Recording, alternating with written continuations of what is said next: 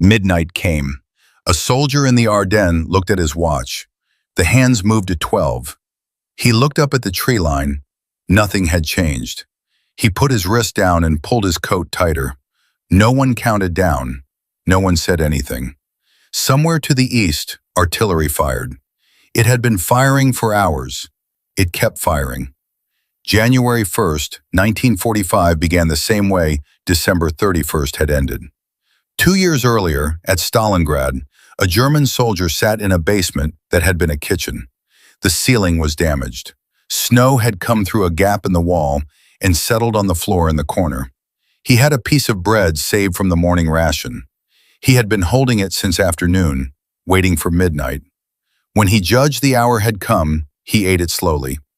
He did not know if his estimate was correct. His watch had stopped in the cold 2 weeks earlier.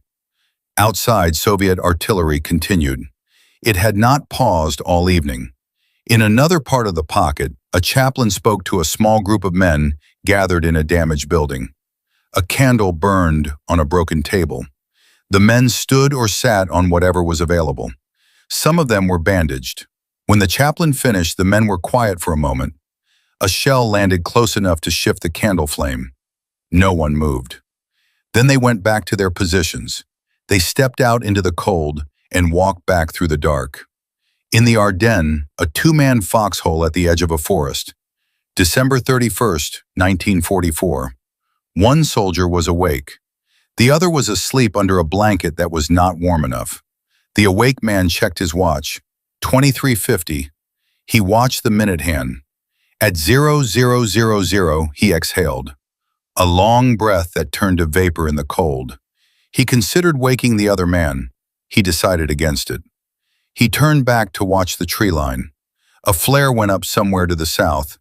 It hung for a few seconds, then fell. The tree line was briefly lit, then dark again. He did not look at his watch again. Half a mile away, a squad received a package that had arrived with a supply run. Inside were letters, a small amount of chocolate, and a card that said, "Happy New Year," in printed letters. One of the soldiers read the card, handed it to the next man, and opened his letter. The man with the card read it and set it down on the frozen ground. The chocolate was divided without discussion. 8 men, broken into rough pieces, eaten immediately in the cold. That night, German aircraft appeared over Allied positions. The new year arrived with anti-aircraft fire visible through the trees. The men in the foxholes did not move. They watched the sky and waited to see where the bombs fell. In the Pacific, on an island whose name appears in unit records from late 1944, a soldier sat outside at midnight. No jacket. The temperature was the same as it had been at noon. He was reading a letter by flashlight, one hand cupped to keep the beam narrow. The letter mentioned Christmas preparations at home, his mother buying a tree, his younger brother asking about him, snow on the street outside the house. He read it twice. Then he switched off the flashlight and sat in the dark. There was no way to feel the new year arriving in that air, in that heat, under that sky. Something moved in the brush 20 meters out. He watched it. It stopped. He kept watching. The date changed while he was looking at the dark tree line. He did not know the exact moment. It did not announce itself. Back in the Ardennes, another position. 2 soldiers. One of them had a small bottle, something that had arrived in a package weeks ago, held in reserve. At some point after midnight, he opened it, took a small amount, and passed it to the other man. The other man took a small amount and passed it back. They sat without speaking for a few minutes. Somewhere in the distance, a single shot, isolated, no follow-up. Both men looked in the same direction. Nothing came after it. One of them said something. The other nodded. Neither would remember exactly what was said. Stalingrad, a different building, a group of men around a fire made from broken furniture. One man was writing a letter on paper taken from a notebook. He wrote slowly. When he reached the bottom of the page, he stopped and read what he had written. He folded it and put it inside his coat, against his chest. The letter would not be sent for some time.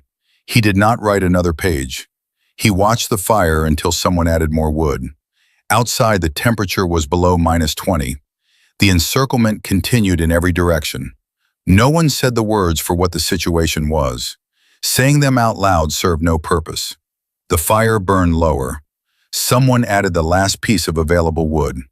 New Year's morning, the Ardennes, first light. A soldier who had been on watch all night was relieved. He walked back to his foxhole, sat down with his back against the frozen earth wall, and looked at the sky, gray and flat and getting lighter. He had a letter in his pocket he had not answered. He had been carrying it for 11 days. He thought about writing back. He decided to wait until there was more light. He pulled his coat tighter and closed his eyes. Artillery in the distance. He was too tired to work out the direction. January 1st, 1945 was underway. On the Pacific Island, the soldier who had been reading the letter went back inside before dawn. He lay down on his cot and put the letter under the thin mattress, where he kept the others. There were 9 now. He kept them in order, oldest at the bottom. He stared at the ceiling. The heat was already building. He thought about the snow in the letter.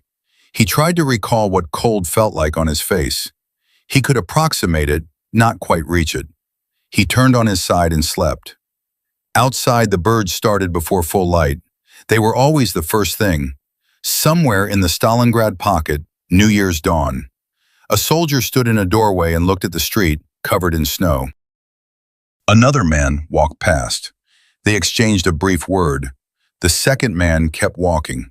The first man stood there another minute. Then the cold pushed him back inside. The bread ration that morning was smaller than it had been the previous week. Everyone noted it without saying so. They ate what there was and saved nothing. The day began.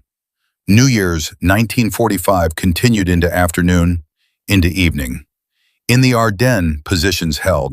Some were shelled, some were quiet. Resupply reached some units. Others waited and received nothing. In the Pacific, patrols went out. One returned after dark, 3 men short. At Stalingrad, 2 years earlier, January would bring the end.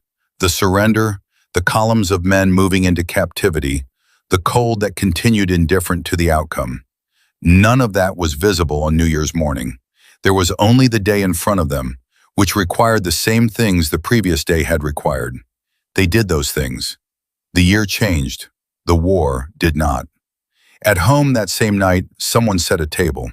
Someone opened a bottle. Someone said, "Maybe this year it ends." In the Ardennes, a soldier pulled his coat tighter and watched the tree line. It was the same tree line it had been the year before. He watched it until he was relieved. If moments like these, specific, real, and human, are the kind that stay with you, consider subscribing. Leave your thoughts in the comments below.